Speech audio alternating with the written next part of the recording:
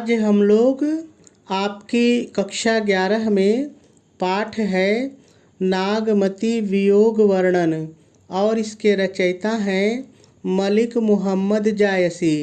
आज हम लोग इसके 15वें पद्यांश का संदर्भ, प्रसंग, व्याख्या और काव्य सौंदर्य लिखना सीखेंगे। लेकिन सबसे पहले हम लोग हमेशा की तरह इस पद्यांश में जितने भी शब्द आए हुए हैं पहले हम लोग इन सभी शब्दों पर एक नज़र डालेंगे और यदि इनमें से किसी का भी अर्थ कठिन होगा तो पहले हम लोग उसका सरल अर्थ जानेंगे, फिर उसके बाद हम लोग इसकी व्याख्या को सीखेंगे।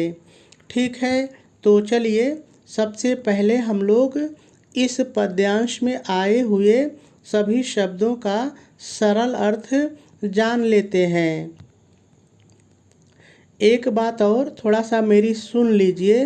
देखिए, कई बार आप कमेंट में शिकायत करते हैं कि आपकी वीडियो बहुत ही बड़ी होती है, बहुत ही लेंदी होती है। तो ये आपकी शिकायत बिल्कुल ही सही है, लेकिन देखिए आपके पास विकल्प है। आप जहाँ तक मेरी वीडियो को नहीं देखना चाहते हैं उसको स्किप कर दीजिए, आगे खींच करके ले जाइए और यदि आपको केवल व्याख्या देखनी है तो व्याख्या देख लीजिए, कोई भी दिक्कत नहीं है। लेकिन मेरे साथ थोड़ा सा मजबूरी है। देखिए, जब तक मैं सभी शब्दों का सरल अर्थ नहीं बता देता हूँ तब तक मुझे ऐसा लगता है कि जैसे कुछ छूट रहा है, तो इतना आपको मेरे साथ थोड़ा सा एडजस्ट करना पड़ेगा। ठीक है, तो चलिए सबसे पहले हम लोग इस पद्यांश में आए हुए सभी शब्दों का सरल अर्थ देख लेते हैं। जेठ, देखिए जेठ हिंदी महीने का नाम है, हम लोग इसको ज्येष्ठ भी बोलते हैं। तो व्याख्या करते समय हम लोग थोड़ा सा इसको बदल करके बोलेंगे, जेठ का महीना लग गया है, या आप कह सकते हैं ज्येष्ठ का महीना लग गया है, जो भी आपको अच्छा लगे। ठीक है। जरय, देखिए जरय माने जल रहा है, जरय माने जल रहा है। क्या जल रहा है? जग, जग यानी कि संसार, जग माने संसार, संसार जल रहा है। चलें, देखिए चलें माने चल रही है, चलें माने चल रही है। क्या चल रही है? लुआरा, देखिए लुआरा का मतलब होता है लू, तो आप इसको कह सकते हैं गर्म हवाएं। लू का मतलब होता है गर्म हवाएं, तो आप कह सकते हैं कि गर्म हवाएं चल रही हैं। उठहि, उठहि माने उठ रहे हैं, उठहि माने उठ रहे हैं। क्या उठ रहे हैं? बवंडर, देखिए बवंडर को हम लोग कहते हैं चक्करदार हवाएं, जिसको आप चक्रवात कहते हैं, लेकिन यहाँ पर हम लोग इसको आंधी कह के व्याख्या कर लेंगे, कोई दिक्कत नहीं है। परहि, देखिए परहि माने पड़ रहे हैं। अंगारा माने आग, अंगारा माने आग। बिरह, देखिए बिरह सरल है, कोई दिक्कत नहीं है। और गाज का मतलब होता है गर्जना करना, गाज माने गर्जना करना। तो जब दोनों को एक साथ कहेंगे बिरह गाज, तो हो जाएगा बिरह गर्जना करते हुए, बिरह गर्जना करते हुए। हनुवंत, देखिए हनुवंत मतलब हनुमान, हनुवंत माने हनुमान, जो हमारे भगवान हनुमान हैं उन्हीं की बात हो रही। ठीक है। होय मतलब होकर या की तरह, होकर भी कह सकते हैं, जैसे कि हनुमंत होकर, हनुमान होकर, या हनुमान की तरह भी कह सकते हैं। तो होय माने होकर या की तरह।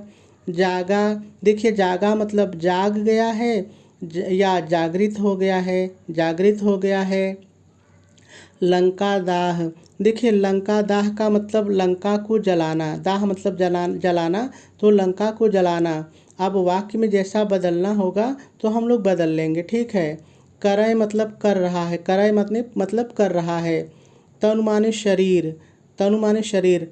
लागा मतलब देखिए लागा मतलब लग गया है, या आप कह सकते हैं जला रहा है, तन में शरीर में लग गया है या जला रहा है। ठीक है।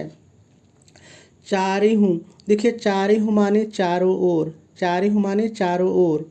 पवन सरल है, पवन कह लीजिए, वायु कह लीजिए, हवा कह लीजिए, कोई दिक्कत नहीं है। झकोरे, देखिए झकोरे मतलब झोंके के साथ चल रही है, झकोर रही है, यानी झोंके के साथ चल रही है। आगी, देखिए आगी मतलब आग या अग्नि, लेकिन व्याख्या में थोड़ा बहुत जो बदलना होगा बदल लेंगे। लंका, देखिए लंका आपको पता है, श्रीलंका, जिसको कि हनुमान जी ने जलाया था, सीता को जहाँ रावण ले गया था, तो वही लंका है।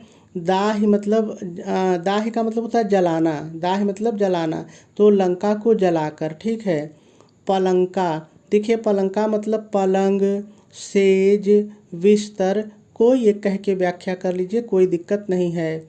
लागी मतलब लग गई है या जला रही है, यहाँ पर भी आया है, तो लागी मतलब लग गई है या जला रही है, जैसा आप वाक्य में बैठा सकें। दही कई बार आ रहा है, दही का मतलब होता है जलाना, जलना, जलाना। भई माने हो गई है, भई माने हो गई है। शाम, देखिए शाम का मतलब होता है श्याम, और श्याम का मतलब होता है सांवली या काली, तो चाहे सांवली कह लीजिए चाहे काली कह लीजिए, ठीक है। नदी सरल है, कोई दिक्कत नहीं है। कालिंदी, कालिंदी यमुना का पर्यायवाची है, तो आप यमुना कह सकते हैं। बिरह क, देखिए बिरह क मतलब विरह की, बिरह का मतलब विरह की। आग मतलब आग, आग मतलब आग। कठिन, देखिए चाहे आप कठिन कह लीजिए, चाहे इसको कठोर कह सकते हैं, चाहे भयंकर कह सकते हैं। आग है तो हम लोग भयंकर भी कह सकते हैं। अति माने अत्यधिक या बहुत, अति माने अत्यधिक या बहुत। मंदी, देखिए मंदी मतलब मंद, और मंद का मतलब धीरे धीरे, तो मंदी का मतलब भी धीरे धीरे। उठे, उठे मतलब उठ रही है, उठे माने उठ रही है, क्या उठ रही है? आग, या आग मतलब आग, आग माने आग। औ माने और, औ माने और। आवे मतलब आ रही है, आवे माने आ रही है, क्या आ रही है? आंधी। सरल है, कोई दिक्कत नहीं है। नयन न सूझ, देखिए नयन न सूझ का मतलब है नेत्रों को सूझ नहीं रहा है, या नेत्रों को दिखाई नहीं दे रहा है, या आप कह सकते हैं कि आँखों को नहीं सूझ रहा है, कुछ भी बोल के व्याख्या कर सकते हैं, कोई दिक्कत नहीं है। मरौ, मरौ मतलब मर जाऊंगी, मरौ मतलब मर जाऊंगी। दुख बांधी, दुख बांधी मतलब दुख में बंधी हुई या दुख के साथ, दुख में बंधी हुई या दुख के साथ। अधजर, देखिए अधजर को थोड़ा सा उल्टा देखिए, जर मतलब जलकर और अध मतलब आधी, तो अधजर मतलब जलकर आधी। भायों माने हो गई हूँ, भायों माने हो गई हूँ। मांस मतलब मांस, जो मांस होता है, तो रानी नागमती अपने शरीर के मांस के लिए करें मांस। तनु माने शरीर, तनु यानी तन, और तन माने शरीर। सूखा, सूखा माने सूख गया है, सूखा माने सूख गया है। लागेव, लागेव मतलब लग रहा है, लागेव माने लग रहा है। बिरह सरल है, कोई दिक्कत नहीं है।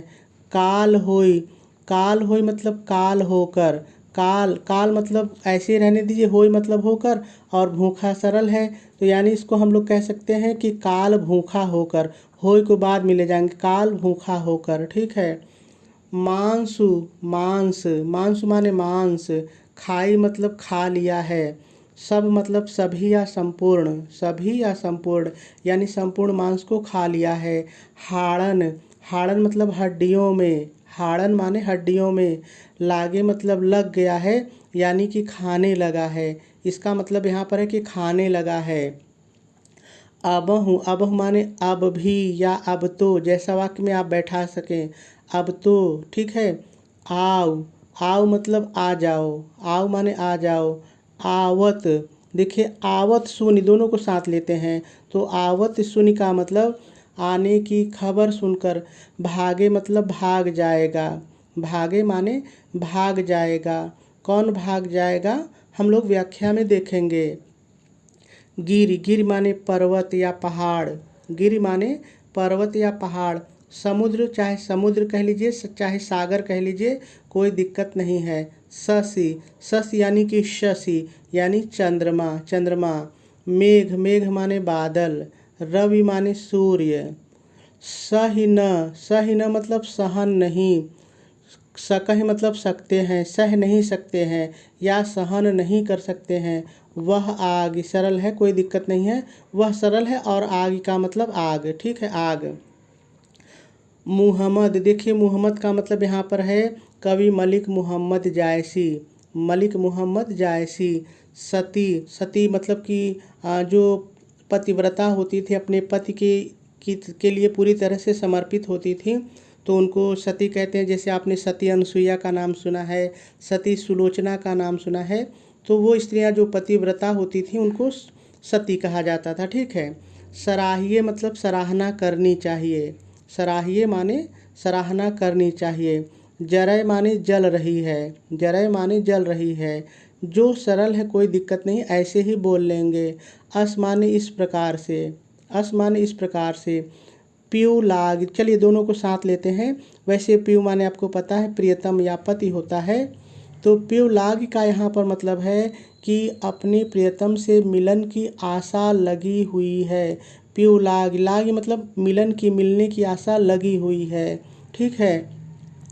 तो सभी शब्दों का सरल अर्थ हो गया। अब हम लोगों को इसकी व्याख्या सीखनी है, लेकिन इसकी व्याख्या को सीखने से पहले हम लोग थोड़ा सा इसका संदर्भ और प्रसंग लिख लेते हैं, फिर उसके बाद इसकी व्याख्या को सीखेंगे, क्योंकि कभी कभी संदर्भ और प्रसंग पर आधारित प्रश्न भी पूछ लिया जाता है, ठीक है। तो चलिए सबसे पहले हम लोग इसका संदर्भ लिख लेते हैं। तो आप संदर्भ हेडिंग डालेंगे, डैश डालेंगे और डैश डाल करके लिखेंगे प्रस्तुत पद्यांश हमारी पाठ्य पुस्तक हिंदी के काव्य खंड में संकलित नागमती वियोग वर्णन शीर्षक से उद्धृत है। इसके रचयिता मलिक मोहम्मद जायसी जी हैं। यह पद्यांश उनके प्रसिद्ध काव्य ग्रंथ पद्मावत में संग्रहित है। पूर्ण विराम लगा देंगे और आपका संदर्भ पूरा हो जाएगा। चलिए अब हम लोग इसका प्रसंग भी लिख लेते हैं।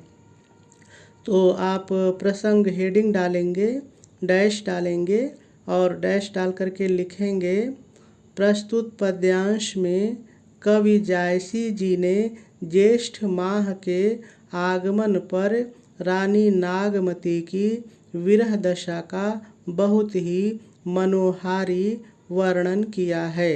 पूर्ण विराम लगा देंगे और आपका प्रसंग भी पूरा हो जाएगा। चलिए अब हम लोग इसकी व्याख्या को सीखते हैं। तो कवि जायसी जी कहते हैं, जेठ जरय जग चलय लुआरा, उठहि बवंडर परहि अंगारा। तो चलिए इस एक लाइन की व्याख्या को हम लोग सीखते हैं। तो देखिए सबसे पहले आप हमेशा की तरह व्याख्या हेडिंग डालेंगे, डैश डालेंगे और डैश डाल करके पहले थोड़ा सा भाव के अनुसार आपको अपनी तरफ से जोड़ करके लिखना पड़ेगा। आपको अपनी तरफ से क्या जोड़ करके लिखना पड़ेगा, ध्यान से सुनिए। प्रस्तुत पद्यांश में रानी नागमती विरह की अग्नि में जलती हुई अपने प्रियतम से कहती हैं कि हे प्रियतम, अब लाइन पर आ जाइए। हे प्रियतम, जेठ का महीना लग गया है। जेठ तो हम लोग अवधि में ऐसे भी बोल सकते हैं, जेठ का महीना लग गया है, या कह सकते हैं ज्येष्ठ का महीना लग गया है, जो भी आपको अच्छा लगे, ठीक है। तो जेठ का महीना लग गया है, कामा लगाएंगे और आगे लिखेंगे संसार, जग संसार जल रहा है, जरय जल रहा है, संसार जल रहा है। फिर कामा लगाएंगे और लिखेंगे गर्म हवाएं, लुआरा गर्म हवाएं चल रही हैं, चलें चल रही हैं। देखिए इतने को हम लोग दूसरी तरीके से भी लिख सकते हैं, उसको सुन लीजिए, आपको जो भी मन करेगा वो लिख लीजिएगा, ठीक है। तो देखिए इसको और कैसे कह सकते हैं, तो हम लोग कह सकते हैं जेठ का महीना लग गया है, गर्म हवाएं चल रही हैं, संसार जल रहा है। फिर कामा लगाएंगे और लिखेंगे आंधी तूफान, बवंडर आंधी तूफान उठ रहे हैं, उठ रहे हैं, आंधी तूफान उठ रहे हैं। और चारों ओर, इतना भाव के अनुसार जोड़िए, और चारों ओर आग, अंगारा आग, और चारों ओर आग बरस रही है, परही बरस रही है। देखिए परही माने पड़ रही है या बरस रही है, तो बरस रही ज़्यादा अच्छा लग रहा है, तो इसलिए मैंने कहा कि और चारों ओर आग बरस रही है। पूर्ण विराम लगा देंगे और इस एक लाइन की व्याख्या पूरी हो जाएगी। चलिए इस एक लाइन की व्याख्या को एक बार फिर से सीखते हैं, लेकिन पहले इस लाइन का भाव आप मेरे शब्दों में सुन लीजिए। आप सुन कर के भी लिखेंगे तो आपकी व्याख्या हो जाएगी, कहीं कोई दिक्कत नहीं होगी, ठीक है।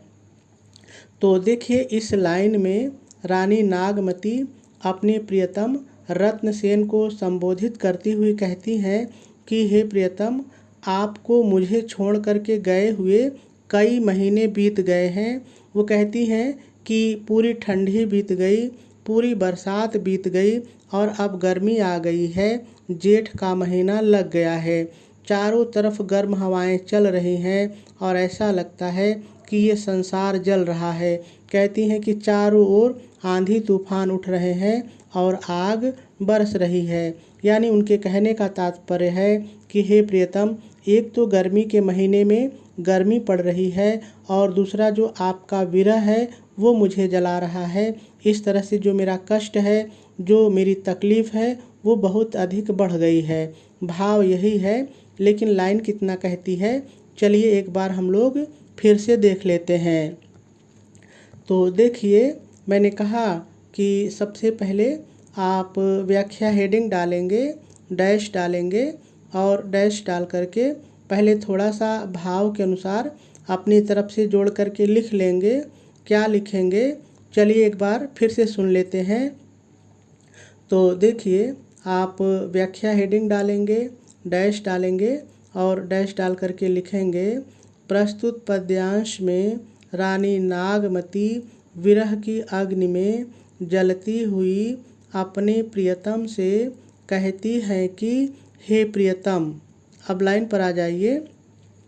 हे प्रियतम, जेठ का महीना लग गया है, संसार जल रहा है, गर्म हवाएं चल रही हैं, आंधी तूफान उठ रहे हैं और चारों ओर आग बरस रही है।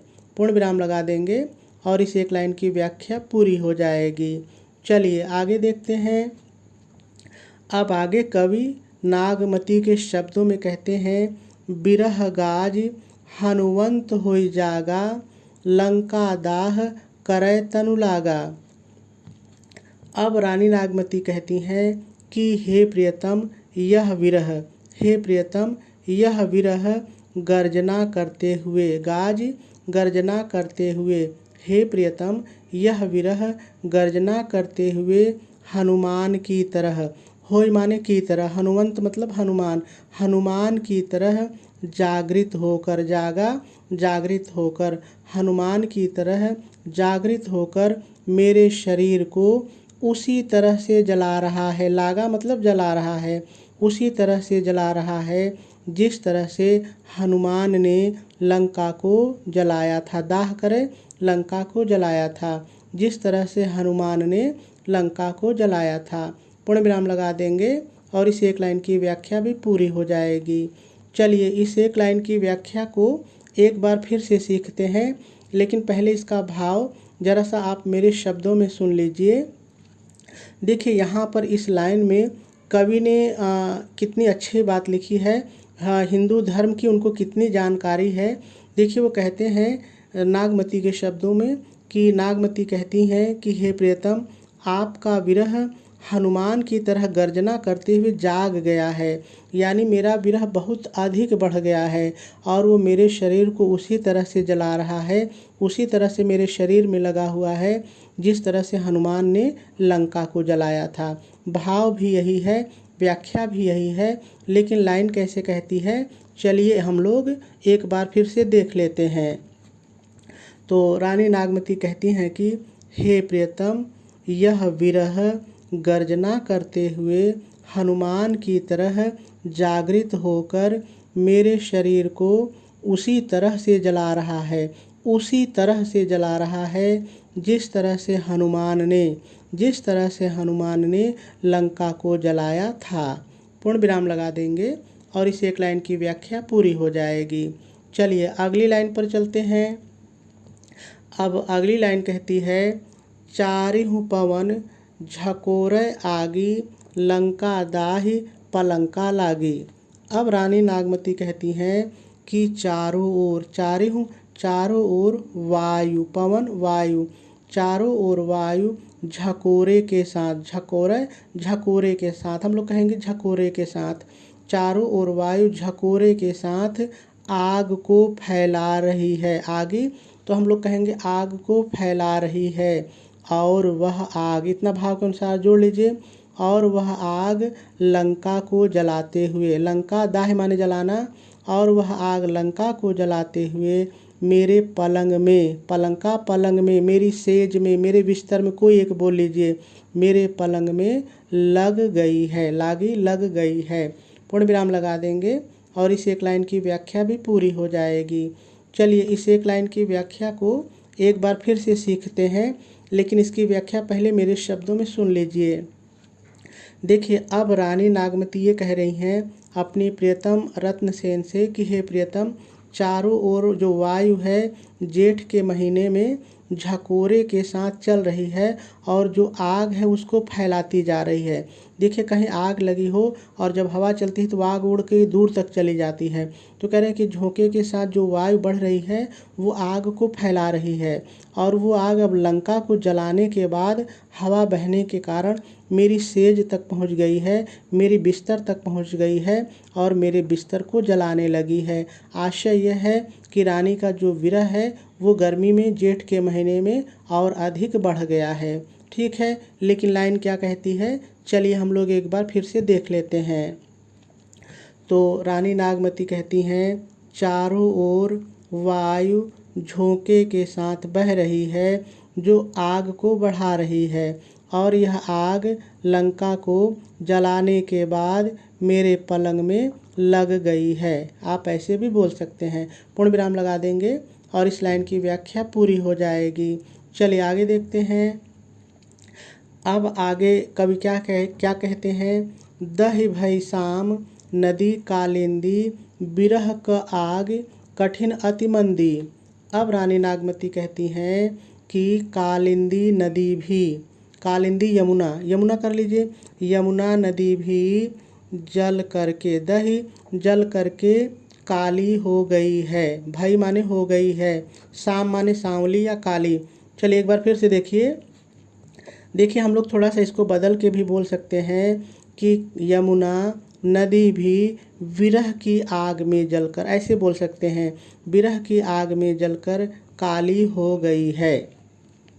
हे प्रियतम, यह विरह की आग बहुत ही भयंकर और धीरे धीरे सुलगती है, या कह सकते हैं धीरे धीरे जलाती है। पूर्ण विराम लगाएंगे और इस लाइन की व्याख्या पूरी हो जाएगी। चलिए इस एक लाइन की व्याख्या को एक बार फिर से सीखते हैं, लेकिन पहले आप इसका भाव मेरे शब्दों में ज़रा सा सुन लीजिए। देखिए यहाँ पर रानी नागमती ये कहती हैं अपने प्रियतम से कि हे प्रियतम, ये जो यमुना नदी है ये भी विरह की आग में, ये जो यमुना नदी है यह भी विरह की आग में जलकर, दही जल करके काली हो गई है। फिर आगे वो अपने प्रियतम से कहती हैं कि हे प्रियतम, ये जो विरह की आग होती है यह बहुत ही भयंकर होती है, लेकिन ये बहुत धीरे धीरे सुलगती है, ये धीरे धीरे जलाती है। ठीक है, भाव यही है, लेकिन लाइन कितना कैसे कहती है, चलिए एक बार हम लोग फिर से एक एक शब्दों के माध्यम से देख लेते हैं। तो रानी कहती हैं कि यमुना नदी भी विरह की आग में जल करके काली हो गई है। हे प्रियतम, यह विरह की आग बहुत ही भयंकर और धीरे धीरे सुलगती है। पूर्ण विराम लगाएंगे और इस एक लाइन की व्याख्या भी पूरी हो जाएगी। चलिए आगे देखते हैं। अब आगे कवि नागमती के शब्दों में कहते हैं, उठै आग औ आवै आंधी, नैन न सूझ मरौ दुख बांधी। अब रानी नागमती कहती हैं कि विरह की जो आग है, आगे विरह की आग उठ रही है और विरह की आग उठ रही है और आंधी आ रही है। आवे आंधी आ रही है, विरह की आग उठ रही है और आंधी आ रही है। मेरे नेत्रों को, नैन मेरे नेत्रों को कुछ भी सूझ नहीं रहा है। नैन न सूझ, मेरे नेत्रों को, मेरे आँखों को कुछ भी सूझ नहीं रहा है। ऐसा लगता है जैसे मैं, इतना जोड़ लीजिए भाव के अनुसार, ऐसा लगता है जैसे मैं इस दुख में बंधी हुई ही, दुख बांधी, इस दुख में बंधी हुई ही मर जाऊंगी, मर जाऊंगी। पूर्ण विराम लगा देंगे और इस लाइन की व्याख्या भी पूरी हो जाएगी। चलिए इस लाइन की व्याख्या को एक बार फिर से सीखते हैं, लेकिन पहले इसकी व्याख्या आप मेरे शब्दों में सुन लीजिए। तो रानी नागमती कहती हैं कि ये जो विरह की आग है ये उठ रही है, भड़क रही है और चारों ओर आंधी आ रही है, और चारों ओर आंधी आ रही हैं और मेरे नेत्रों को, मेरे आँखों को कुछ भी सूझ नहीं रहा है। यानी मेरी आँखों के सामने इतना अंधेरा है कि मेरे हाथ भी नहीं सूझ रहे हैं, नहीं दिखाई दे रहे हैं। वो कहती हैं कि ऐसा लगता है, हे प्रियतम, ऐसा लगता है कि मैं तुम्हारे विरह का जो दुख है, इस दुख के साथ ही, इस दुख में बंधी हुई ही मर जाऊंगी। ठीक है, और इसकी व्याख्या यही है, लेकिन शब्द कैसे कहते हैं चलिए एक बार फिर से हम लोग देखते हैं। तो रानी नागमती कहती हैं कि विरह की आग उठ रही है और आंधी आ रही है। मेरे नेत्रों को कुछ भी सूझ नहीं रहा है। ऐसा लगता है जैसे मैं इस दुख में बंधी हुई ही मर जाऊंगी। पूर्ण विराम लगा देंगे और इस एक लाइन की व्याख्या भी पूरी हो जाएगी। चलिए आगे देखते हैं। अब आगे कवि कहते हैं, अधजर भयऊ मासु तनु सूखा, लाग्यों बिरह काल होय भूखा, मासु खाय सब हाड़न लागे, अबहु आव आवत सुनि भागे। चलिए इस दो लाइन को एक साथ लेते हैं। तो देखिए अब रानी नागमती कहती हैं कि हे प्रियतम, आपकी विरह की आग में, इतना जोड़ लीजिए, हे प्रियतम, आपकी विरह की आग में जलकर मैं आधी हो गई हूँ, आधी हो गई हूँ। हे प्रियतम, मैं आपके विरह की आग में जल करके आधी हो गई हूँ। मेरे शरीर का, तनु शरीर का, मेरे शरीर का मांस सूख गया है, सूख गया है। ऐसा लगता है, लाग्यो, ऐसा लगता है जैसे विरह रूपी काल, विरह काल, जैसे विरह रूपी काल भूखा होकर, होय भूखा, भूखा होकर, ऐसा लगता है जैसे यह विरह रूपी काल भूखा होकर मेरे शरीर के संपूर्ण, मेरे शरीर के संपूर्ण मांस को खा लिया है, खा लिया है। और अब वह, इतना जोड़ लीजिए, और अब वह मेरी हड्डियों को खाने लगा है, खाने लगा है, और अब वह मेरी हड्डियों को खाने लगा है। हे प्रियतम, यदि तुम अब भी आ जाओ, अबहु आओ, हे प्रियतम, यदि तुम अब भी आ जाओ तो तुम्हारे आने की खबर सुनकर, आवत मतलब आने की खबर सुनकर या आने की सूचना पाकर यह भाग जाएगा, अर्थात मेरा विरह समाप्त हो जाएगा। चलिए इस दो लाइन की व्याख्या को एक बार फिर से सीखते हैं, लेकिन पहले इस दो लाइन का भाव आप मेरे शब्दों में ज़रा सा सुन लीजिए। देखिए रानी नागमती ये कह रही हैं कि हे प्रियतम, आपके विरह की आग में जल करके मैं आधी हो गई हूँ, और उस आग में जो मेरा शरीर है उसका जो मांस है वो सूख गया है, और ऐसा लगता है कि जो विरह रूपी काल है वो बहुत ही भूखा है, होय भूखा मतलब वो बहुत ही भूखा है, और भूखा होने के कारण मेरे शरीर के संपूर्ण मांस को खा लिया है। और जब मेरे शरीर का मांस खत्म हो गया है तो अब वो मेरे हाड़ को, मेरी हड्डियों को खाने लगा है।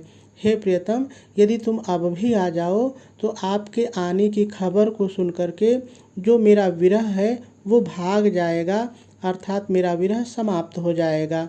आप ऐसे भी लिख सकते हैं, कोई दिक्कत नहीं है, लेकिन चलिए एक एक शब्द के माध्यम से देखते हैं। तो रानी नागमती कहती हैं कि हे प्रियतम, आपकी विरह की आग में, इतना जोड़ लीजिए, हे प्रियतम, आपके विरह की आग में जल करके मैं आधी हो गई हूँ और मेरे शरीर का मांस सूख गया है। ऐसा लगता है जैसे यह विरह रूपी काल भूखा होकर के मेरे शरीर के संपूर्ण मांस को खा लिया है और अब वह मेरी हड्डियों को खाने लगा है। हे प्रियतम, अब यदि अब भी आ जाओगे, हे प्रियतम, यदि तुम अब भी आ जाओगे तो तुम्हारे आने की खबर सुन करके यह विरह भाग जाएगा, अर्थात मेरा विरह समाप्त हो जाएगा। पूर्ण विराम लगा देंगे और इस लाइन की व्याख्या भी पूरी हो जाएगी। चलिए आगे देखते हैं। अब कवि रानी नागमती के शब्दों में कहते हैं, गिरि समुद्र शशि मेघ रवि सह न सकहि वह आग, मुहम्मद सती सराहिए जरै जो अस्प्यु लाग। चलिए दोनों लाइन को एक साथ लेते हैं। तो देखिए यहाँ से शुरू करते हैं। कवि का नाम है तो यहीं से शुरू करेंगे और कहेंगे, कवि मलिक मोहम्मद जायसी जी कहते हैं कि हमें, मोहम्मद को हम लोग कहेंगे कवि मलिक मोहम्मद जायसी जी कहते हैं कि हमें उस सती की सराहना करनी चाहिए। सराहना करनी चाहिए। हमें उस सती की सराहना करनी चाहिए जो इस प्रकार से अपने प्रियतम की विरह की आग में, लाग को लगी हुई आग में, तो हम लोग कहेंगे अपने प्रियतम के विरह की आग में जल रही है, जल रही है।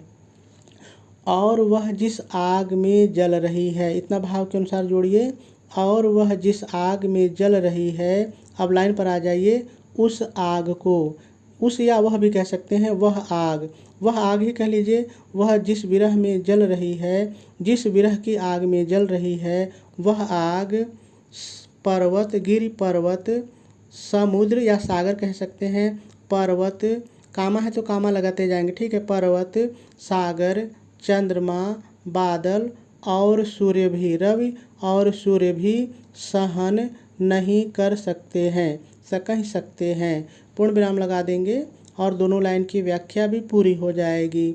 चलिए इन दोनों लाइन की व्याख्या को एक बार फिर से सीखते हैं, लेकिन पहले दोनों लाइन का भाव आप मेरे शब्दों में सुन लीजिए और सुन के भी लिख देंगे, तब भी आपकी व्याख्या हो जाएगी, ठीक है।